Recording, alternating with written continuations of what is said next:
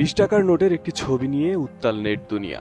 সামাজিক মাধ্যমে ছড়িয়ে পড়া এই ছবিতে দেখা যায় 20 টাকার নোটটির এক পিঠে স্থান পেয়েছে দিনাজপুরের ঐতিহ্যবাহী কান্তজিউ মন্দিরের ছবি, যেখানে আগে ছিল বাগেরহাটের ঐতিহ্যবাহী 60 গম্বুজ মসজিদের ছবি। সামাজিক মাধ্যমে ছবিটি ব্যাপক মাত্রায় ভাইরাল হয়। অনেকেই মসজিদের পরিবর্তে মন্দিরের ছবি দেখে ক্ষুব্ধ প্রতিক্রিয়া দেখাচ্ছেন। কেউ কেউ এটিকে ধর্মীয় অনুভূতিতে আঘাত দাবি করে অন্তর্বর্তী সরকারকে হুঁশিয়ারিও দিচ্ছেন।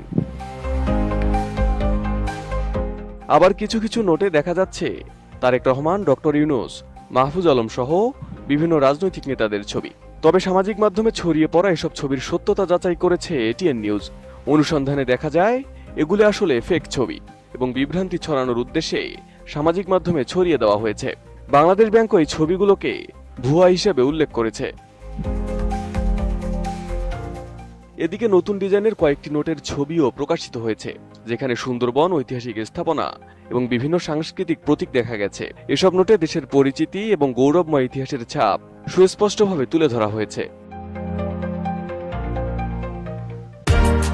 সাথে কথা বলবো।